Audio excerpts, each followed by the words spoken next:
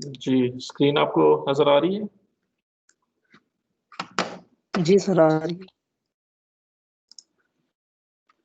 Okay, सो हम अभी तक अपने इस कोर्स कम्युनिकेशन सिस्टम्स के 3 चैप्टर्स कंप्लीट कर चुके हैं। Chapter number 1, chapter number 2 and chapter number 3। 1 के अंदर हमने इंट्रोडक्शन देखा था, मुख्तलिफ कम्युनिकेशन सिस्टम्स को डिस्कस किए थे। हमने बात की थी कि आपके मुख्तलिफ एराज कौन से गुजरे हैं, मुख्तलिफ कम्युनिकेशन सिस्टम से, डिजिटल कम्युनिकेशन क्या होती है, एनालॉग कम्युनिकेशन क्या होती है, और कुछ एग्जांपल्स देखी थी। फिर चैप्टर 2 में हमने बात की थी मोस्टली अबाउट सिग्नल्स और वेक्टर्स, और किस तरह क्लासिफिकेशन हम करते हैं सिग्नल्स की। और फिर हमने मुख्तलिफ वेक्टर एनालिसिस को इंकॉर्पोरेट किया था सिग्नल्स के केस में, और देखा था कि किस तरह मुख्तलिफ ऑर्थोगोनल सिग्नल्स को मिला के आप कोई भी सिग्नल जो है वो आप जनरेट कर सकते हैं। और this chapter was mainly about periodic signal, जिसके अंदर हमने फोरियर सीरीज को देखा था, जिसमें एक्सपोनेंशियल फोरियर सीरीज और ट्रिग्नोमेट्रिक फोरियर सीरीज को हमने डिस्कस किया था। अब चैप्टर नंबर 3 में हमने ए पीरियोडिक सिग्नल्स को डिटेल में डिस्कस किया है। पहले हमने उसका एनालिसिस किया यूजिंग फोरियर ट्रांसफॉर्म, और फिर हमने मुख्तलिफ किस्म की डिस्टॉर्शंस देखी कि, या हम इसे यूं भी कह सकते हैं कि जब भी हम किसी ए पीरियोडिक सिग्नल को, जो हमारे रियल लाइफ सिग्नल्स को रिप्रेजेंट करता है, हम उसको किसी एक चैनल से गुजारते हैं तो उस पर किस किस्म की डिस्टॉर्शंस जो है वो अकर कर सकती हैं। तो हमने लीनियर और नॉन लीनियर डिस्टॉर्शंस जो हैं उनको हमने मेनली डिस्कस किया था। फिर हमने एंड पे देखा था कि एनर्जी स्पेक्ट्रल डेंसिटीज और पावर स्पेक्ट्रल डेंसिटीज और ऑटो कोरिलेशन फंक्शंस ये किस तरह आपस में रिलेट करते हैं। तो that actually concluded our the first 3 chapters. तो मैं अभी तक आपको चैप्टर नंबर 2 की असाइनमेंट दे चुका हूँ। प्रॉब्ली अर्ली नेक्स्ट वीक मैं आपको चैप्टर नंबर 3 की भी असाइनमेंट जो है वो आपसे शेयर कर लूंगा, और अगेन इसी तरह मैं आपको इंस्ट्रक्शंस दे दूंगा कि how to solve the assignment and how you can submit it. और इसी तरह उसकी डेडलाइन होगी, तो make sure you submit the assignment well before the given time. अच्छा, सो आज का जो लेक्चर है ये बेसिकली आप समझ लें हमारा जो मेकअप लेक्चर रह गया था, this is actually that lecture. और इसके अंदर हम इंशाल्लाह चैप्टर नंबर 4 को अब स्टार्ट करेंगे, which is about amplitude modulation and demodulation. आपको थोड़ी सी बात तो ऑलरेडी याद होगी जो हमने लास्ट टाइम की थी, कि जो हमारे पास मॉड्यूलेशन का कॉन्सेप्ट होता है वो बेसिकली क्या है कि आपका जो सिग्नल है जी ऑफ टी, आप उसको एक कैरियर से मल्टीप्लाई कर देते हैं। तो हमारे पास ये जो मॉड्यूलेशन हो रही है, इसमें क्या हो रहा है कि कैरियर का जो एम्पलीट्यूड है वो चेंज हो रहा है with respect to the message signal. तो हम इसको कहते हैं कि ये एम्पलीट्यूड मॉड्यूलेशन है। ये हमने लास्ट टाइम डिस्कस की थी। तो अभी इस चैप्टर के अंदर हम बेसिकली एम्पलीट्यूड मॉड्यूलेशन को डिस्कस करेंगे, जिसको हम एएम भी कहते हैं। और हम देखेंगे इस एएम के कितने मुख्तलिफ वेरिएंट्स हैं, किस वेरिएंट के क्या प्रोज हैं, क्या कॉन्स हैं, और फिर उन जो मॉड्यूलेशन स्कीम्स हैं उनको हम डीमॉड्यूलेट कैसे करते हैं। यानी मेरे पास ट्रांसमीटर साइड पे तो सिग्नल जी ऑफ टी था, this is my message signal.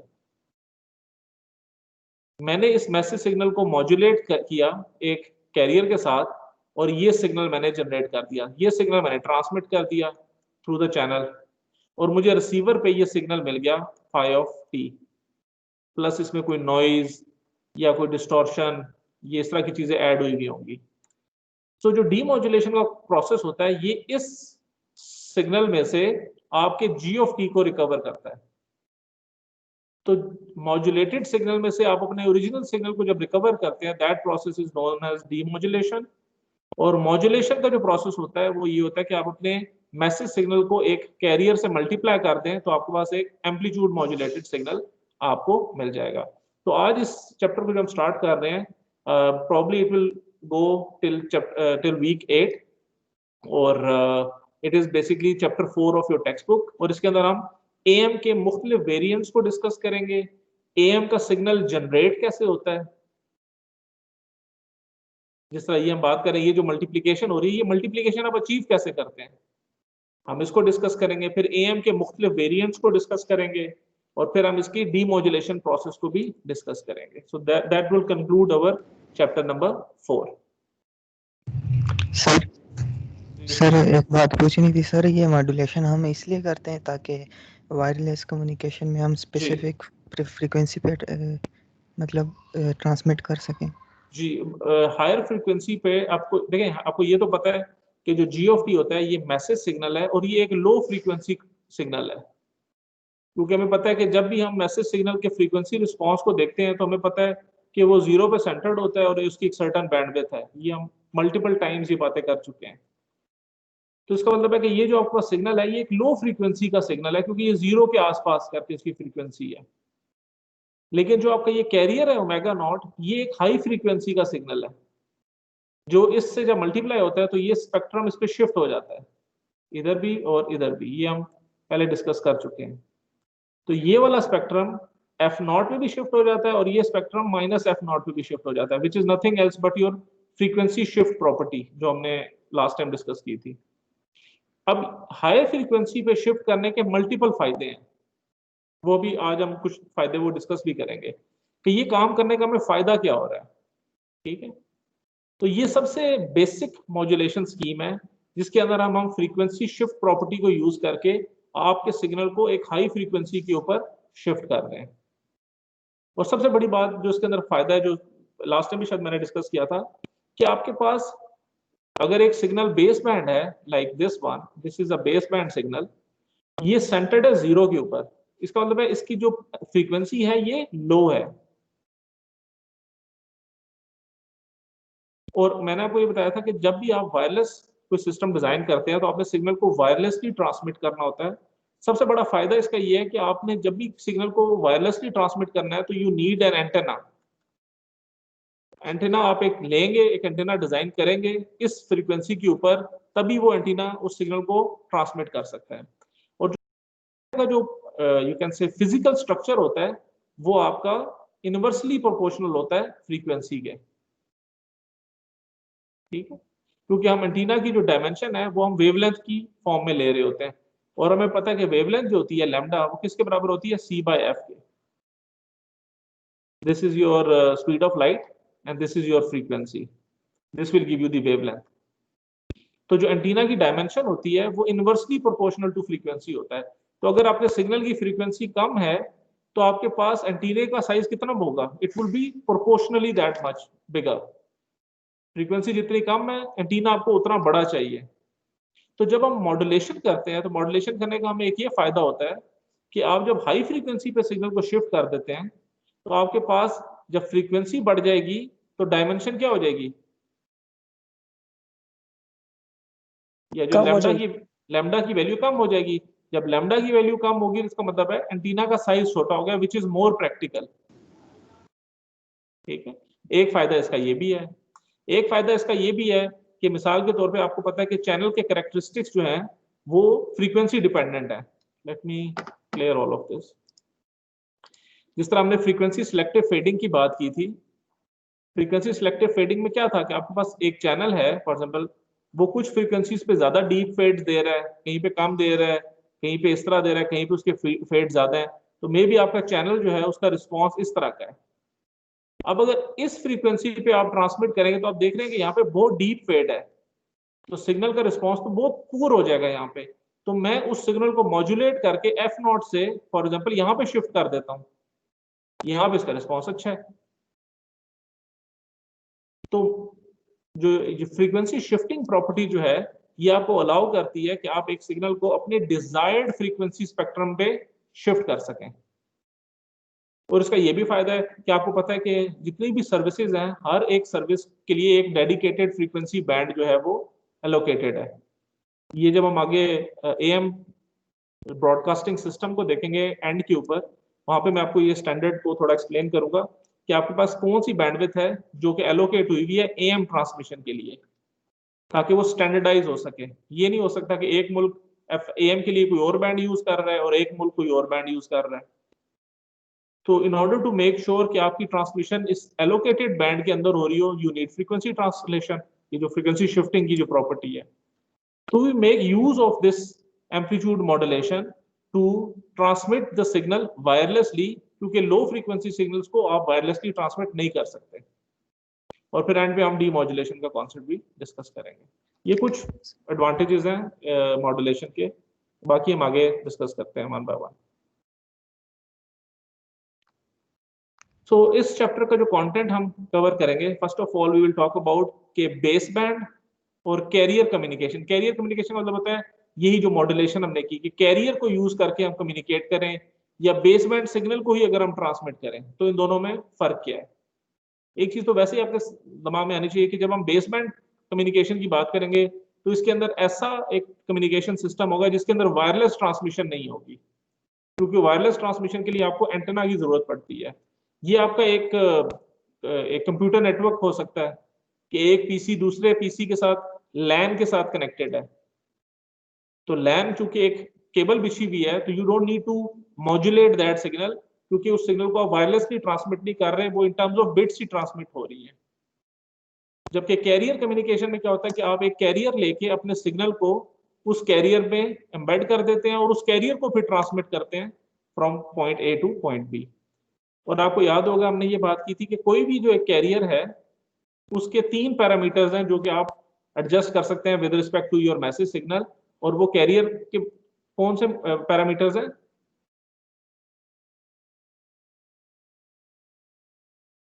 Frequency, amplitude, frequency और फेज।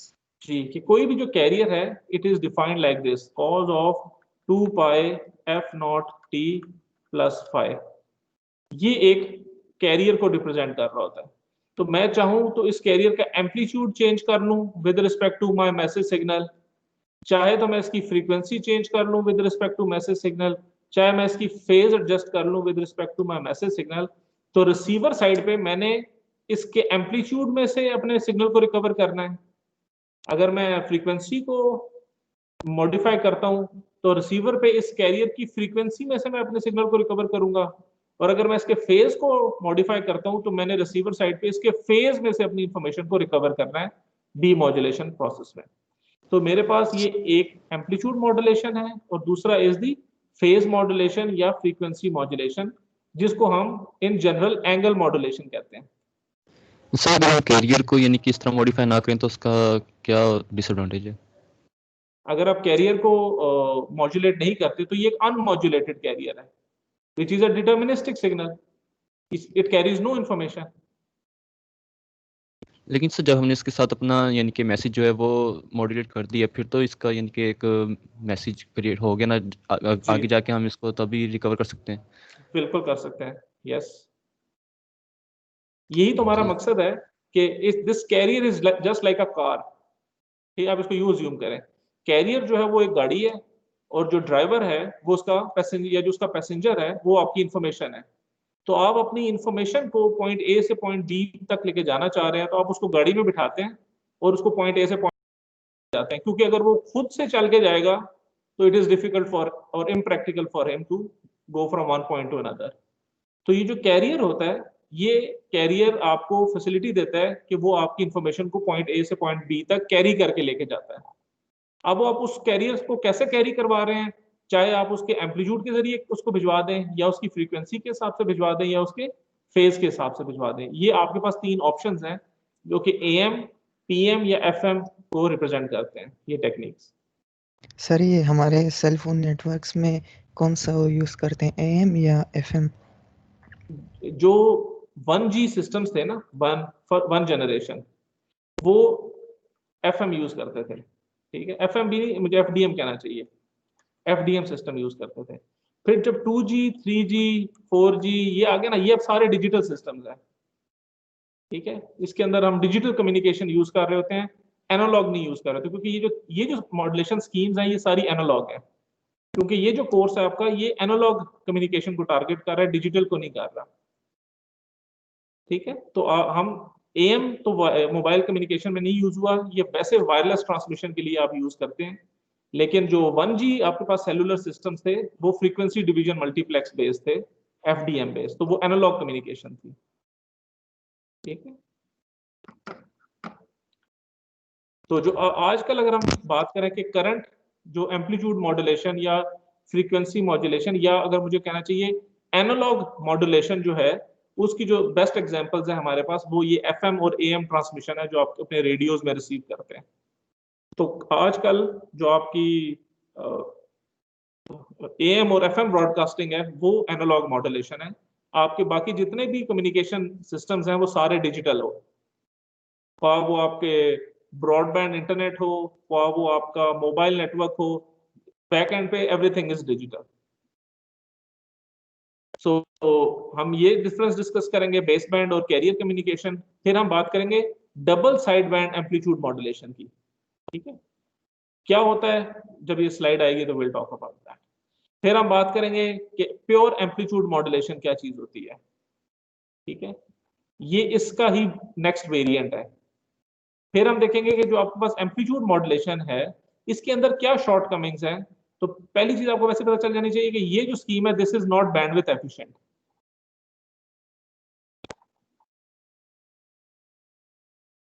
तो फिर हम इसके अगले दो वेरिएंट्स देखेंगे जो कि बैंडविड्थ एफिशिएंट हैं एम्पलीट्यूड मॉड्यूलेशन की। एक को हम कहते हैं सिंगल साइड बैंड, एक को हम कहते हैं क्वाड्रेचर एम्पलीट्यूड मॉड्यूलेशन। ये दो स्कीम्स हैं जो कि बैंडविड्थ एफिशिएंट है AM के केस में। सर AM तो बैंडविड्थ को बढ़ा देता है ना, तो एफिशिएंट कौन वो सा हम बढ़ा देता हम है या देखेंगे कम कर जो देता है? बैंडविड्थ की रिक्वायरमेंट कम कर देता है। ठीक है, ये हम अभी देखेंगे जब हम बैंडविड्थ एफिशिएंट एम्पलीट्यूड मॉड्यूलेशन के वेरिएंट्स देखेंगे। हम पहले तो ये डिस्कस करेंगे कि जो आपके पास नॉर्मल एम्पलीट्यूड मॉड्यूलेशन है ये बैंडविड्थ एफिशिएंट क्यों नहीं है। तो हम स्टेप बाय स्टेप लेके सारी चीजों को चलेंगे ताकि पूरी स्टोरी जो है वो बिल्डअप हो सके। तो ये दो वेरिएंट्स हम डिस्कस करेंगे। उसके बाद हम एक और वेरिएंट डिस्कस करेंगे, क्योंकि ये जो बैंडविड्थ एफिशिएंट स्कीम्स हैं इनके अंदर भी कोई एक ड्रॉबैक होगा। फिर वो हम ड्रॉबैक डिस्कस करके हम एक लास्ट वेरिएंट डिस्कस करेंगे which is known as the vestigial side band AM और एम्पलीट्यूड मॉड्यूलेशन। तो ये जितने भी वेरिएंट्स हैं double side band AM, normal AM, SSB AM, QAM AM और VSB AM, ये सारे वेरिएंट्स हैं जो कि एम्पलीट्यूड मॉड्यूलेशन के केस में एग्जिस्ट करते हैं। और साथ हम इनकी डी मॉड्यूलेशन को भी डिस्कस करेंगे। फिर हम एक कॉन्सेप्ट देखेंगे फेज लॉक लूप का, कि ये फेज लॉक लूप कहाँ यूज होता है और इसकी क्या एप्लीकेशंस हैं। और एंड पे हम एक सुपर हेट्रोडाइन AM रिसीवर को डिस्कस करेंगे जो कि आपके पास आपके नॉर्मल AM रिसीवर्स में भी ये यूज होते हैं। ये उसका एक आर्किटेक्चर है सुपर हेट्रोडाइन AM का। ठीक है, तो this will actually conclude this chapter. और फिर हम FM के ऊपर FM और PM को डिस्कस करेंगे चैप्टर नंबर 5 में। ओके, तो इसमें से कई बातें ऐसी हैं जो हम ऑलरेडी डिस्कस कर चुके हैं, तो probably will not take too much time on this. हम बस we'll just go through those points. So first of all, modulation is a process that cause shift in the range of frequencies in the signal. तो अगर आपके पास एक signal base band ये था, तो ये जितनी भी फ्रीक्वेंसीज हैं आपके पास ये सारी शिफ्ट हो जाती हैं उस F0 के ऊपर। तो इसका मतलब क्या है, F0 minus B, F0 plus B. इसका मतलब है कि जितनी फ्रीक्वेंसीज थी they have all been shifted according to the carrier frequency. तो ये प्रोसेस होता है मॉड्यूलेशन का, कि आप एक सिग्नल को शिफ्ट कर देते हैं फ्रीक्वेंसी डोमेन में, या इसका मतलब है कि एक सिग्नल फ्रीक्वेंसी डोमेन में उसके जितने भी फ्रीक्वेंसी कंपोनेंट्स हैं they are all shifted to a higher frequency F0 जो कि कैरियर की फ्रीक्वेंसी है। This process is known as modulation. So आपके पास दो किस्म के कम्युनिकेशन सिस्टम्स हैं, एक तो बेस बैंड कम्युनिकेशन है और एक कैरियर मॉड्यूलेशन या कैरियर कम्युनिकेशन है। ये जिस तरह हमने बात की, आपके पास जो आप जहां पे आप वायर के जरिए एक स्टेशन को दूसरे स्टेशन से कनेक्ट करते हैं वो बेस बैंड कम्युनिकेशन है। कैरियर के केस में आपके पास वायरलेस कम्युनिकेशन आ जाती है। So the baseband is used to designate a band of frequencies of the source signal, that is audio जो है वो 4 किलोहर्ट्ज है, वीडियो 4.3 मेगाहर्ट्ज है। तो अगर ये मैसेज सिग्नल का स्पेक्ट्रम अगर ये एक ऑडियो सिग्नल के लिए होगा तो ये जो B की वैल्यू है ये 4 किलोहर्ट्ज होगी। और अगर ये मैसेज सिग्नल का जो स्पेक्ट्रम अगर एक वीडियो सिग्नल का है तो B की वैल्यू 4.3 मेगाहर्ट्ज होगी। ये स्टैंडर्ड वीडियो और ऑडियो की बेस बैंड बैंडविड्थ है जो डिफाइंड है। तो इसका मतलब है कि अगर आपने एक ऑडियो सिग्नल ट्रांसमिट करना है तो your message signal would be like this 4.3 kilohertz. You need to transmit this information. Sorry 4 kilohertz. और अगर ये एक वीडियो सिग्नल का स्पेक्ट्रम है तो it will be 4.3 megahertz. So you need to transmit this signal from one point to another. So analog modulation में ये जो हम बात कर रहे हैं, analog modulation में AM या FM या PM ये सारे analog modulation schemes हैं। Analog modulation में the basic parameters such as amplitude, frequency और phase of a sinusoidal carrier is varied proportional to the baseband signal MT। तो जो मैसेज सिग्नल है जिसको मैं M of T कह रहा हूँ, उसके हिसाब से आप अपने एक साइनोसाइडल कैरियर के एम्पलीट्यूड, फ्रीक्वेंसी या फेज को आप चेंज करते हैं। This result in amplitude modulation, frequency modulation और फेज मॉड्यूलेशन। ये बात हम पहले भी डिस्कस कर चुके हैं कि ये क्या होती है। सो मॉड्यूलेशन का कॉन्सेप्ट क्या है कि आपके पास एक मॉड्यूलेटिंग सिग्नल है which is your message signal, which is also the base band signal. ये एक ही चीज के मुख्तलिफ नाम है। उसको हम एम ऑफ टी से रिप्रेजेंट करते हैं और जो कैरियर सिग्नल है उसको मैं सी ऑफ टी से रिप्रेजेंट करता हूं। तो जो मॉड्यूलेटेड सिग्नल है, as I told you before, के मॉड्यूलेटेड सिग्नल फाई से हम रिप्रेजेंट करते हैं and it represents the modulated signal और पास बैंड सिग्नल, ये भी इसका दूसरा नाम है। हम ये कैसे अचीव करते हैं कि आप अपने मैसेज सिग्नल को which is the base band signal, इसको आप मल्टीप्लाई कर दें या मॉड्यूलेट कर दें एक कैरियर के साथ जो कि एक नैरो बैंड है। क्योंकि आपको पता है कैरियर क्या होता है, एक F0 और एक minus F0। This is a cosine in frequency domain. एक ये एक्सपोनेंशियल है और एक ये एक्सपोनेंशियल है। तो इसकी जो फ्रीक्वेंसी है ये एक बहुत ही नैरो बैंड एक सिग्नल है।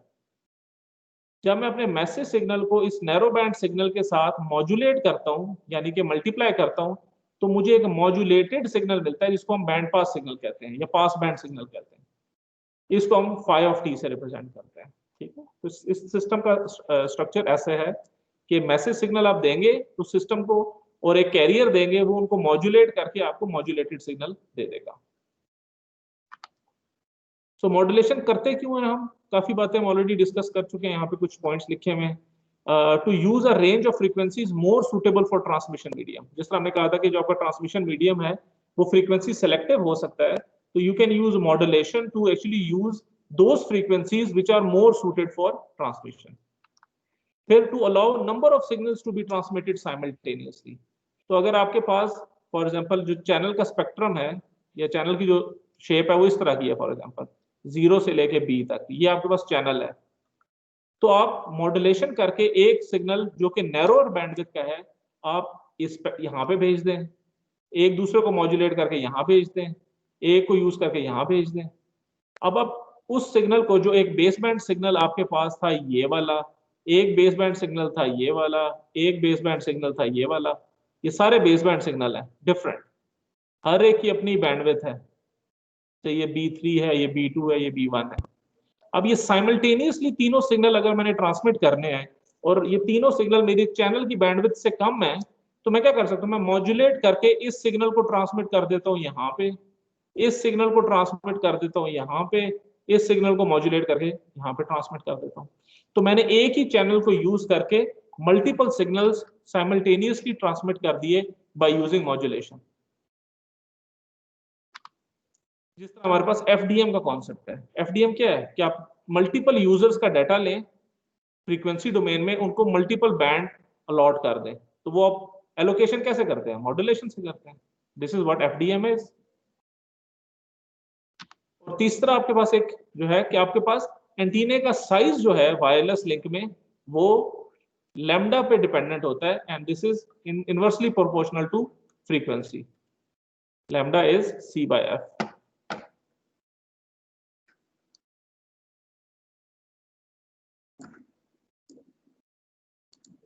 तो हम ये कहते हैं कि जो साइज ऑफ एंटीना है it is proportional to lambda and this is equal to C/F। तो फ्रीक्वेंसी जितनी कम होगी एंटीने का साइज उतना बड़ा होगा। जितना हाई फ्रीक्वेंसी पे आप चैनल को सिग्नल को मॉड्यूलेट कर देंगे एंटीना का साइज उतना कम हो जाएगा। ओके, सो मॉड्यूलेशन में हमने बात की कि जो अनमॉड्यूलेटेड कैरियर होता है जिसको आप मॉड्यूलेट नहीं करते उसको हम रिप्रेजेंट कर सकते हैं एक फाई ऑफ टी के साथ, जिसका एक एम्पलीट्यूड है, यानी AC represents the amplitude of the carrier, और एक उसका एंगल है। दिस होल एलिमेंट, ये जो पूरे का पूरा एलिमेंट है, this is known as the angle.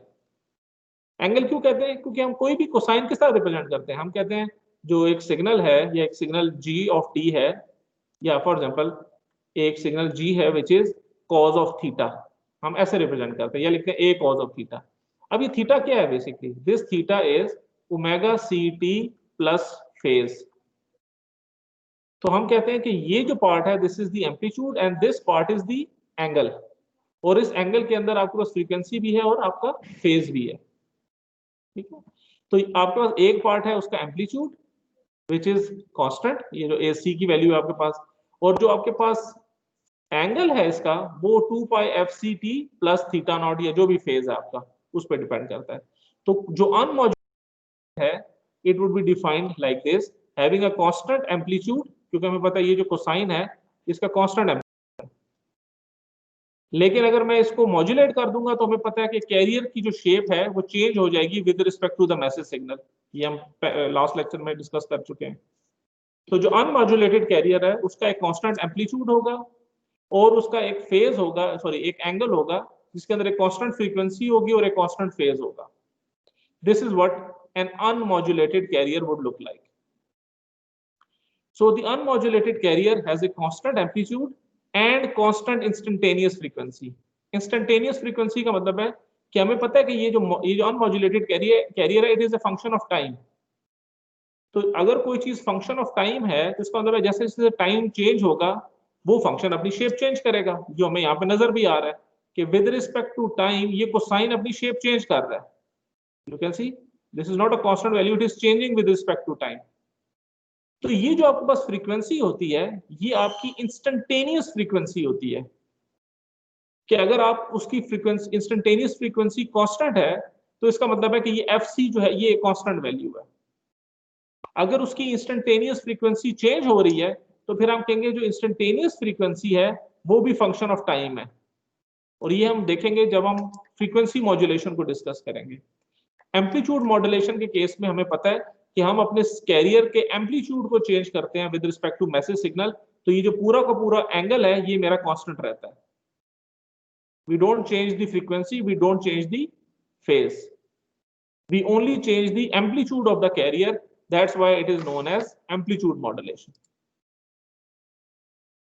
सो जो अनमॉड्यूलेटेड कैरियर होता है आपका, it carries no information at all components are independent of the message signal, क्योंकि हमें पता है कि ये जो आपके पास सिग्नल है ये एक डिटर्मिनिस्टिक सिग्नल है, क्योंकि आपको पता है कि ये सिग्नल आप ट्रांसमीटर से अगर ट्रांसमिट करते भी हैं तो आपको इसको ट्रांसमिट करने की जरूरत ही नहीं, आप रिसीवर को सिर्फ कह दें कि यार AC cos of 2 pi FCT plus theta naught का सिग्नल जनरेट कर लो, you don't have to transmit anything.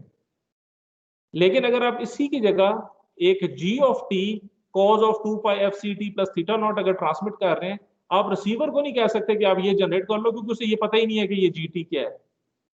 इस केस में उसको पता है कि आपने उसको कह देना भाई AC की वैल्यू आपने 1 ले लेनी है, या जो भी आपने ट्रांसमिशन के वक्त एम्पलीट्यूड रखा है, because it's a constant value.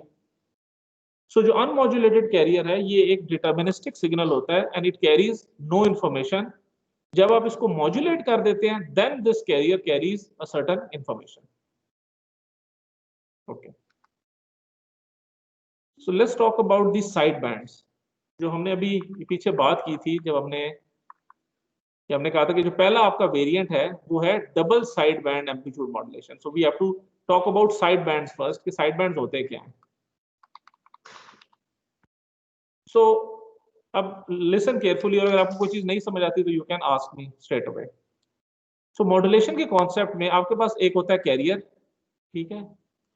अब जो कैरियर आप ट्रांसमिट कर रहे हैं, जो मॉड्यूलेटेड सिग्नल है आपके पास, this is your modulated signal. It may or may not include a separate carrier term. If a carrier is presented, जो आपके पास फंक्शन है f has a line spectrum components at fc और f minus plus minus fc। कहने का मतलब ये है कि अगर आपके पास एक बेस बैंड सिग्नल है, ये हमारे पास बेस बैंड सिग्नल था, ये 0 पे सेंटर्ड है, b इसकी मैक्सिमम वैल्यू है, this is -b, this is m of f। अब मैं अगर इसको मॉड्यूलेट करता हूं एक कैरियर के साथ, तो मेरे पास क्या होगा, दिस इज 0, तो एक यही स्पेक्ट्रम शिफ्ट हो जाएगा एफ सी के ऊपर, यही स्पेक्ट्रम शिफ्ट हो जाएगा माइनस एफ सी के ऊपर। फॉर एग्जाम्पल एफ सी जो है ये मेरा कैरियर फ्रीक्वेंसी है, तो ये जो मेरे पास पॉइंट है ये हो जाएगा एफ सी प्लस बी, ये पॉइंट हो जाएगा एफ सी माइनस बी। इसी तरह ये भी और ये भी हम डिफाइन कर सकते हैं। तो अगर मेरे पास ये जो ट्रांसमिशन हो रही है, इसने क्या किया है, इसने सिर्फ फ्रीक्वेंसी शिफ्टिंग का काम किया है। तो मेरे पास यही स्पेक्ट्रम एज इट इज यहां पे शिफ्ट हो गया। लेकिन कुछ केसेस में मैं चाहता हूं कि ये जो कैरियर मैंने यूज किया था cos of 2 pi f c t, for example इसका फेज जो है वो 0 है, ठीक है, उसको मैं 0 कह देता हूं। ये जो कैरियर मैंने यूज किया था, इस कैरियर को जब मैंने इसके साथ मल्टीप्लाई किया तो मेरे पास फ्रीक्वेंसी शिफ्टिंग अकर कर गई। अब अगर मैं फॉर एग्जांपल कहता हूं कि भाई मैंने इस कैरियर को भी साथ में ट्रांसमिट करना है, और उसकी एक खास वजह है कि हम क्यों ट्रांसमिट करना चाहते हैं कैरियर को साथ, तो उस केस में आपका जो स्पेक्ट्रम होगा वो ये शेप तो होगी ही होगी। एफ सी पे आपके पास एक कैरियर ट्रांसमिट हो रहा है और एफ माइनस सी पे एक कैरियर जो है वो रिप्रेजेंट हो रहा होगा। तो इस रिप्रेजेंटेशन को हम एक लाइन स्पेक्ट्रम से रिप्रेजेंट करते हैं इस एरो की फॉर्म में। तो अगर मैं आपको एक स्पेक्ट्रम देता हूं, उसके अंदर एरो अगर नहीं बने हुए तो आप कहेंगे कि इसने सिर्फ फ्रीक्वेंसी शिफ्टिंग की है, यानी कि जो मैसेज सिग्नल है खाली वो मैसेज सिग्नल शिफ्ट हो गया एफ सी और माइनस एफ सी के ऊपर। लेकिन अगर आपके पास स्पेक्ट्रम में एरोज बने हुए हैं उस एफ सी और माइनस एफ सी के ऊपर, तो आप ये कहेंगे कि आपने अपने मॉड्यूलेटेड सिग्नल के साथ अपने कैरियर को भी ट्रांसमिट किया है। तो उस केस में आपके पास एरोज की जो एग्जांपल है, इस केस में आपके पास एक्सप्रेशन क्या होगी कि हमें पता है कि जी of T cos of omega C T जब आप करेंगे तो इसका मतलब है कि ये स्पेक्ट्रम विदाउट एरोज, और अगर इसके अंदर मैं plus cos of omega C t कर दूं कि मैं कैरियर भी साथ ट्रांसमिट कर रहा हूं, तो यहां पे ये एरोज भी आ जाएंगे। This is how you mathematically define it. Sir ये कैरियर को ट्रांसमिट करने की क्या जरूरत है? ये मैं आपको आगे भी बताऊंगा कि क्यों जरूरत पड़ती है कैरियर को साथ ट्रांसमिट करने। इसीलिए तो हमारे पास मुख्तलिफ वेरिएंट्स आएंगे कि सबसे पहले हम डबल साइड बैंड एएम को डिस्कस करेंगे, फिर हम उसके कुछ ड्रॉबैक्स डिस्कस करेंगे, फिर उन ड्रॉबैक्स को कैसे रिकवर करते हैं वो अगला वेरिएंट आ जाएगा, फिर उस अगले वेरिएंट में हम कुछ ड्रॉबैक्स निकालेंगे, उससे अगला वेरिएंट आ जाएगा, और फिर eventually we will come to the point कि हमारे पास अब जो करंट ब्रॉडकास्टिंग हो रही है वो कौन सा वेरिएंट है। That is the scope of this chapter. ठीक है सर, ये एरोस का मतलब दोबारा काइंडली बताएं। एरोस का मतलब ये है कि आपके पास जो कॉस होता है, cos of omega C t, frequency domain response क्या होता है, एक एक्सपोनेंशियल एफ सी पे, एक एक्सपोनेंशियल माइनस एफ सी पे। This is how you represent the Fourier transform of a cosine. तो जब आप कॉस या कैरियर को साथ नहीं भेज रहे तो आपके पास जो भी बेस बैंड सिग्नल था, for example this was your base band signal, जब फ्रीक्वेंसी शिफ्टिंग हो रही है बिकॉज ऑफ दिस कैरियर, तो आप इसके स्पेक्ट्रम को जब प्लॉट करेंगे तो यही स्पेक्ट्रम खाली बनेगा एफ सी पे और माइनस एफ सी पे। अगर ये स्पेक्ट्रम बना हुआ है तो इसका मतलब है ये स्पेक्ट्रम है phi of t is equal to g of T cos of omega C t का, कि आपने कैरियर साथ नहीं भेजा, आपने सिर्फ फ्रीक्वेंसी शिफ्टिंग की है यूजिंग द गिवन कैरियर। लेकिन अगर मैं कैरियर साथ भेजना चाहता हूं तो मुझे ये एरोज भी बनाने पड़ेंगे कि ये कैरियर्स भी, ये एरोज भी साथ ट्रांसमिट हो रहे हैं, यानी कि ये कैरियर भी साथ ट्रांसमिट हो रहा है। तो इन एफसी के ऊपर मैं ये एरो भी बना दूंगा, ये एरो रिप्रेजेंट कर रहे हैं उन एक्सपोनेंशियल्स को, ये वाले जो है। तो उस केस में ये जो इक्वेशन होगी इसके अंदर एक cos of omega C t add भी हो जाएगा। दिस एक्सप्रेशन शोज कि आपके पास सिग्नल के साथ कैरियर भी ट्रांसमिट हो रहा है। अगर ये कॉज नहीं लिखेंगे तो इसका मतलब है ये कैरियर यहाँ पे ट्रांसमिट नहीं हो रहे, सिर्फ ये आपके पास स्पेक्ट्रम है बेस बैंड का जो ओरिजिनल आपको यहाँ पे नजर आ रहा है।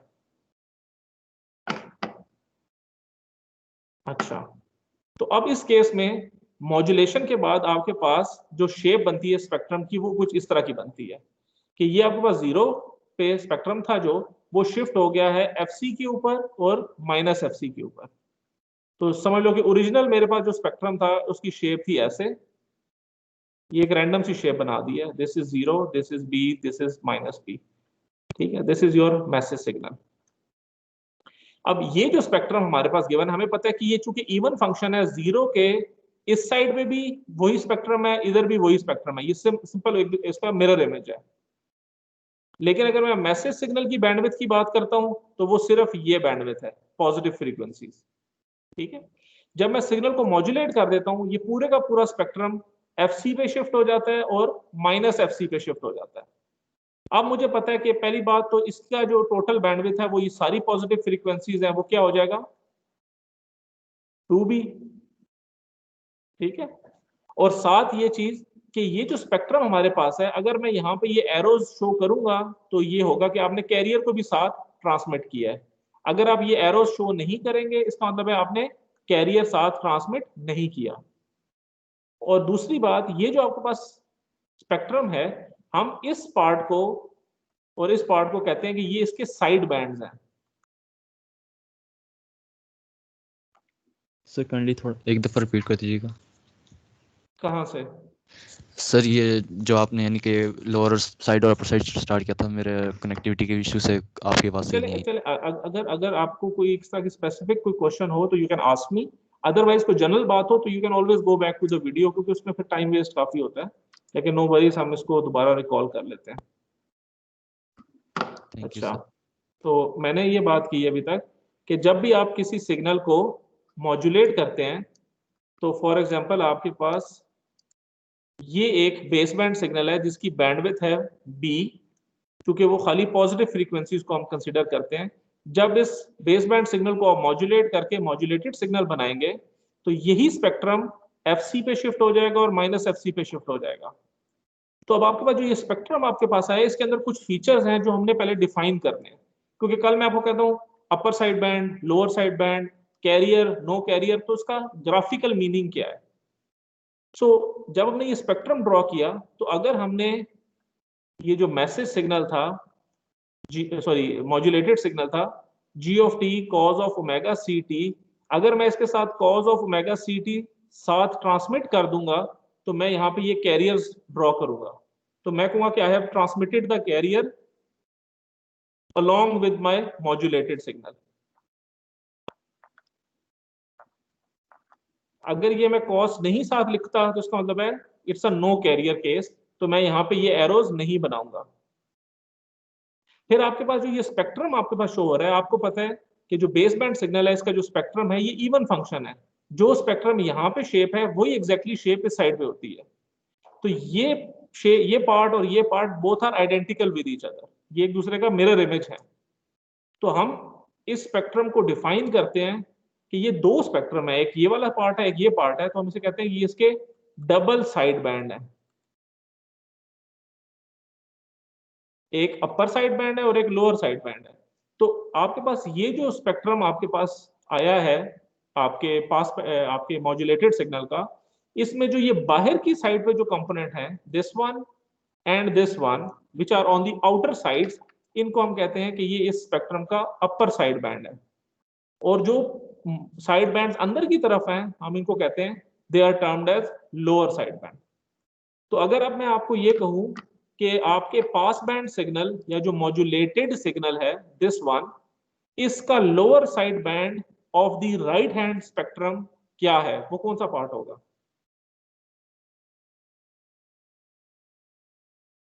सर राइट हैंड पे तो आई थिंक ये जो आपने अनशेडेड एरिया ड्रॉ किया हुआ है। जी, सबसे पहली बात, this is the right hand spectrum, this is the left hand spectrum. तो lower side band of the right hand side spectrum, वो ये पार्ट की मैं बात कर रहा हूं। और अगर मैं कहता हूं अपर side band of the right hand side spectrum, मैं इसकी बात कर रहा हूं। और अगर मैं कहता हूं लेफ्ट साइड स्पेक्ट्रम का लोअर साइड बैंड क्या होगा, वो ये वाला पार्ट होगा। या upper side band of the lower side of the left side spectrum which we are talking about this part. तो ये वो टर्मिनोलॉजीज हैं जिससे आपको अपने आप को फेमिलराइज करना पड़ेगा कि आगे जाके जब हम किसी एक पर्टिकुलर साइड बैंड की बात करेंगे तो आपको पता होना चाहिए कि मैं उस स्पेक्ट्रम के किस साइड बैंड की बात कर रहा हूँ, ये इस साइड बैंड की बात कर रहा हूँ या इस साइड बैंड की बात कर रहा हूँ। So if it is one of the inner ones तो मैं कहूंगा ये लोअर साइड बैंड है, if it is one of the outer ones तो हम इसको कहेंगे ये अपर साइड बैंड है। तो हम इसको डिफाइन भी कर सकते हैं कि जो लोअर साइड बैंड है ये वो फ्रीक्वेंसी कंपोनेंट्स हैं जो कि कैरियर फ्रीक्वेंसी से नीचे की तरफ है। ये जो लेस देन की वैल्यू है, यानी ये जो कैरियर फ्रीक्वेंसी है इसके अंदर की तरफ, ये जो कैरियर फ्रीक्वेंसी है इसके अंदर की तरफ जो कंपोनेंट्स हैं they are known as lower side band components.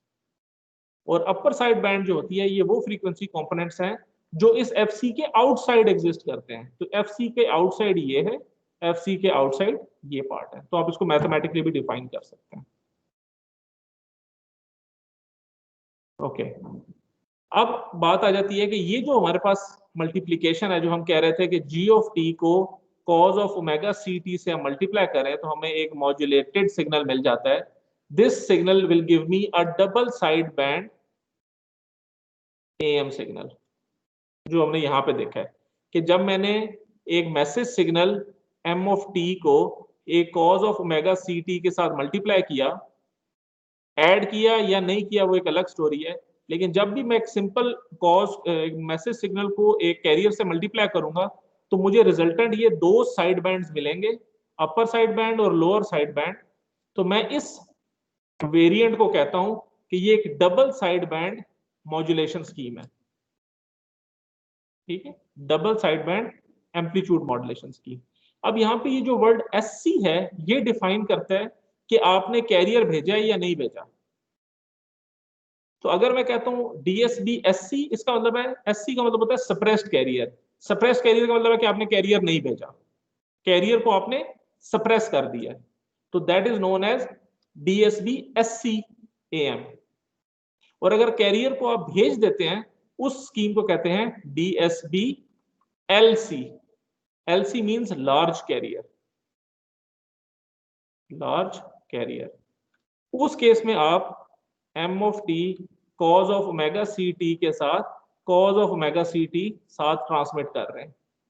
इस केस में आपके पास वो एरोज आएंगे। डीएसबी एससी के केस में एरोज नहीं आएंगे, आपके पास सिर्फ वो डबल साइड बैंड का स्पेक्ट्रम खाली शो होगा जो एफसी पे सेंटर्ड है on both sides. Clear? Sir एक कंफ्यूजन है कि जब हम अपना यानी कि मैसेज ट्रांसमिट करें तो हमारा कैरियर भी तो साथ जा ही रहा है, तो फिर हम ये कैसे करें कि कैरियर नहीं जा रहा, कैरियर नहीं जा रहा। देखो कैसे जा रहा है, ये देखो मेरे पास जी ऑफ टी मल्टीप्लाई होता है cos of omega C T से, यही मॉड्यूलेशन है। Yes sir. ये टाइम डोमेन सिग्नल है, इसको मैं लिख सकता हूँ G of T into 1/2 e raise power J omega C T plus e raise power minus J omega C T and this bracket closed. और ये मैं लिख सकता हूँ ऐसे एग्जैक्टली। और ये जो है this actually represents frequency shifting. जब मैं फोरियर ट्रांसफॉर्म लेता हूं तो मुझे पता है कि जब मैं एक सिग्नल को एक एक्सपोनेंशियल से मल्टीप्लाई करता हूं तो वो सिग्नल का जो फोरियर ट्रांसफॉर्म है जी ऑफ एफ, वो G of F minus F naught पे शिफ्ट हो जाएगा। और जब मैं इसको नेगेटिव एक्सपोनेंशियल से मल्टीप्लाई करूंगा तो वही फोरियर ट्रांसफॉर्म या जो उसका रिस्पॉन्स है जी ऑफ एफ, ये शिफ्ट हो गया G of F plus F naught पे और उसका मैग्नीट्यूड हाफ हो जाएगा। यही बात हमने नहीं डिस्कस की थी? Yes sir. अब मुझे बताओ जब मैं इसको प्लॉट कर रहा हूं इसमें ये कोसाइन की टर्म किधर है?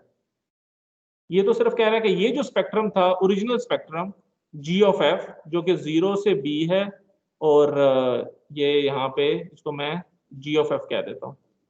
ये जो मैं लाइन बना रहा हूँ ना ये तो सिर्फ एक्सिस को शो कर रहा है कि ये 0 का एक्सिस है और ये एक्सिस है। इसका मतलब ये नहीं है कि यहाँ पे एक एक्सपोनेंशियल है। दिस ओनली शोज कि ये एक्सिस है विच इज 0 और ये इसके अक्रॉस एक इवन फंक्शन को रिप्रेजेंट कर रहा है। तो जब मैं जी ऑफ माइनस एफ या प्लस एफ ड्रॉ करूंगा तो मैं कैसे ड्रॉ करूंगा? मैं सिंपल उस फंक्शन को ड्रॉ कर दूंगा कि ये शिफ्ट हो गया एफ सी के ऊपर और ये शिफ्ट हो गया माइनस एफ सी के ऊपर। This is what my m of T cos of omega C t is.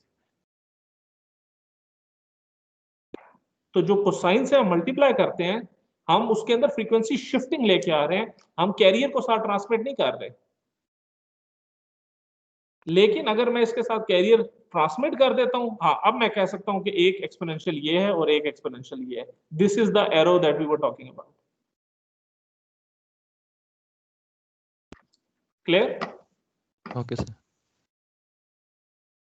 सो तो हमारे पास जो पहला वेरिएंट है that is the double side band without carrier AM modulation, जिसको हम double side band suppress carrier भी कहते हैं। और वो ये मॉड्यूलेशन स्कीम क्या है? सिंपली फाई ऑफ टी, यानी जो मॉड्यूलेटेड सिग्नल है, it is m of t multiplied by cos of omega ct. This is what my DSB SCAM signal is. अब इस DSB SC सिग्नल को हम जनरेट कैसे कर सकते हैं? तो there are 3 ways in which you can actually do that. So पहली चीज क्या है कि आप सिंपल मल्टीप्लायर यूज करें, कि मैसेज सिग्नल को मल्टीप्लाई कर दें कैरियर के साथ, सिंपल। तो इसका मतलब है कि आपके पास जो अनमॉड्यूलेटेड कैरियर था, जिसका जो मैग्नीट्यूड था वो कांस्टेंट था, याद है आपको जो हमने अनमॉड्यूलेटेड कैरियर की बात की थी, उसका जो मैग्नीट्यूड है वो कांस्टेंट है और उसका एंगल जो है वो 2 pi FCT plus theta not के बराबर है, अनमॉड्यूलेटेड कैरियर का। अब जब हम इसको मॉड्यूलेट करेंगे तो AM के केस में उसका मैग्नीट्यूड जो है वो मॉड्यूलेट होगा with respect to message signal. तो जो उसका मैग्नीट्यूड है वो वेरी हो जाएगा with respect to message signal, angle जो है वो एज इट इज रहेगा, नो चेंज। और जो इंस्टेंटेनियस फ्रीक्वेंसी है वो भी कांस्टेंट है, we can see from here as well, ये भी चेंज नहीं हो रही। तो मेरे पास जो DSB SC का मॉड्यूलेटेड सिग्नल है, जिसको मैं फाई, नीचे मैंने AM लिख दिया जस्ट टू शो कि ये एम्पलीट्यूड मॉड्यूलेशन हो रही है, ये किसके बराबर होगा कि मैसेज सिग्नल मल्टीप्लाई कर गया एक cos ऑफ ओमेगा CT के साथ, ठीक है, this is cos of omega CT, और ये थीटा C है। आप चाहो तो अज्यूम कर सकते हो कि थीटा जो है फेज 0 है फॉर द टाइम बिंग, क्योंकि हमें पता है कि ये जो मैग्नीट्यूड है इसमें देयर इज नो चेंज। तो हमने ये भी बात की थी कि जब भी आप अपने मैसेज सिग्नल को मल्टीप्लाई करते हैं किसी कैरियर के साथ, the carrier will take the shape of the message signal. तो अब ये देखिए, अगर आपका मैसेज सिग्नल इस शेप का था और मैं एक कैरियर लेता हूं, इस कैरियर को जब मैं इस मैसेज सिग्नल से मल्टीप्लाई करता हूं तो यू कैन सी कि ये सारे सैंपल्स जो हैं ये पॉजिटिव है, ये वैल्यूज भी सारी पॉजिटिव है। तो आपके पास एक पॉजिटिव पीक यहाँ पे आ जाएगी, यहाँ से लेके यहाँ तक। उसी चीज को मल्टीप्लाई करके आपके पास ये वैल्यू आ जाएगी। अब यहां से लेके यहां तक ये सारी नेगेटिव वैल्यूज हैं, negative values in positive values से मल्टीप्लाई करेंगी तो ये नेगेटिव वैल्यू आपके पास आ जाएगी। फिर यहां से लेके यहां तक ये पॉजिटिव वैल्यूज हैं, ये पॉजिटिव वैल्यूज से मल्टीप्लाई होंगी तो ये आपके पास पॉजिटिव साइकिल आ जाएगा। फिर ये नेगेटिव वैल्यूज पॉजिटिव वैल्यू से मल्टीप्लाई करेंगी तो ये नेगेटिव वैल्यूज आ जाएंगी आपके पास। अब ये वैल्यू पॉजिटिव है, ये वैल्यू पॉजिटिव है, ये अगला साइकिल ये पॉजिटिव आपके पास आ जाएगा। But the magnitude of this wave form will change with respect to the amplitude of this particular message signal, क्योंकि आपके कैरियर का मैग्नीट्यूड तो कांस्टेंट है।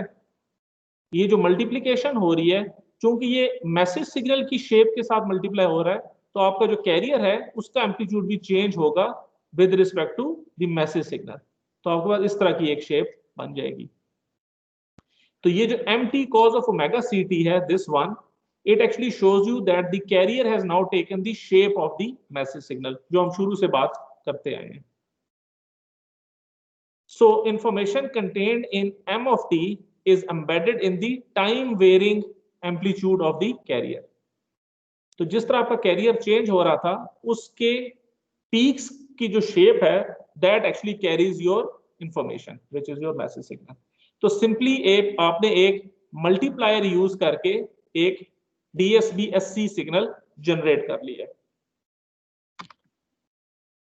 अब इसी चीज को हम, अब ये जो रिप्रेजेंटेशन है, this is time domain description, ठीक है।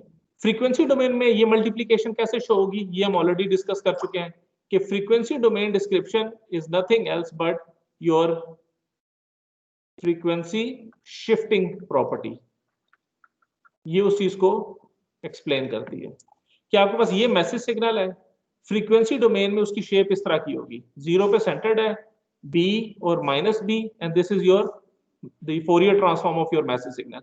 और इसकी बैंडविड्थ कितनी है, it is the real frequencies, ये जो है सॉरी पॉजिटिव फ्रीक्वेंसीज, तो बैंडविड्थ इज B। अब इसको जब मैं मॉड्यूलेट करता हूं विद अ कोसाइन, तो मुझे पता है कि m ऑफ f जो है ये शिफ्ट हो जाएगा m of f minus fc पे और m of f plus fc पे, और उसका मैग्नीट्यूड हाफ हो जाएगा। तो जब मैं m ऑफ t को cos ऑफ ओमेगा ct से मल्टीप्लाई करूंगा तो मेरे पास सिर्फ 2 स्पेक्ट्रम्स आ रहे हैं, मैं m ऑफ f के एक FC पे सेंटर्ड है, एक -FC पे सेंटर्ड है और उनका मैग्नीट्यूड हाफ हो गया है। तो टाइम डोमेन में ये signal it would look like this, और फ्रीक्वेंसी डोमेन में यही वाला जो स्पेक्ट्रम है ये एक FC पे शिफ्ट हो जाएगा और एक -FC पे शिफ्ट हो जाएगा और इसका एम्पलीट्यूड हाफ हो जाएगा। देखो इसका अगर एम्पलीट्यूड 2A है तो इसका एम्पलीट्यूड A हो जाएगा। सेकेंडली, चूंकि हमने कैरियर साथ ट्रांसमिट नहीं किया तो यहाँ पे हमारे पास कोई एरो नहीं है यहाँ पे। और दूसरा मुझे पता है कि इन स्पेक्ट्रम, ये जो मेरे पास मॉड्यूलेटेड स्पेक्ट्रम आया है, इस पे ये जो बाहर की साइड पे जो साइड बैंड है इसको अपर साइड बैंड कहते हैं, ये बाहर वाली साइड पे जो बैंड है इसको अपर साइड बैंड कहेंगे, और ये जो अंदर वाली साइड पे मेरे पास साइड बैंड है इसको मैं लोअर साइड बैंड कहूंगा। और तीसरी चीज मुझे जो यहाँ पे पता चलती है कि अब मॉड्यूलेटेड सिग्नल की बैंडविड्थ कितनी है वो मुझे देखनी है कि इसकी पॉजिटिव फ्रीक्वेंसीज कितनी है। वो मुझे नजर आ रहा है कि यहां से लेके यहां तक ये सारी पॉजिटिव फ्रीक्वेंसीज हैं, तो यहां से लेके यहां तक ये भी बी है, यहां से लेके यहां तक ये भी बी है, तो टोटल बैंडविड्थ कितनी है 2B। तो जो आपके पास बेस बैंड सिग्नल होता है उसकी बैंडविड्थ होती है B, और जो मॉड्यूलेटेड सिग्नल होता है उसकी बैंडविड्थ होती है 2B। ये काफी सारी बातें हम पहले भी डिस्कस कर चुके हैं। ओके सर यहाँ पे इतना काफी है।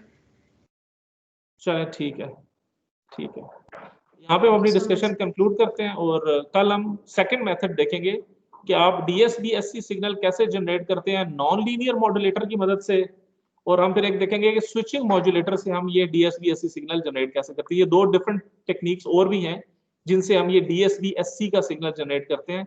और ये DSB-SC का सिग्नल क्या है, इसको मैं ऐसे भी लिख सकता हूँ, DSB-SC in a subscript of T, this is nothing else but your message signal multiplied by cos of omega CT. This is your DSB-SC signal. So एक तरीका हमने देख लिया है कि सिंपली मल्टीप्लाई करने से हमें वो सिग्नल मिल जाता है। दो डिफरेंट टेक्निक्स जो है वो इंशाल्लाह हम नेक्स्ट क्लास में डिस्कस करेंगे। ठीक है सर, आपने अटेंडेंस ले ली? आपने चेक किया, माइंड करवा दिया। ओके चले ठीक है, I think that will be all from my side, और इंशाल्लाह नेक्स्ट वीक हम इस चैप्टर को आगे कंटिन्यू करेंगे, और प्रॉब्ली मंडे को ही मैं आपको अगली असाइनमेंट जो है वो आपकी चैप्टर नंबर 3 में से मैं आपके साथ शेयर कर लूंगा इंशाल्लाह। ठीक है, चलें, that will be all from my side. Allah Hafiz. Okay sir, Allah Hafiz. Allah Hafiz Hafiz sir. Allah Hafiz sir. Allah Hafiz.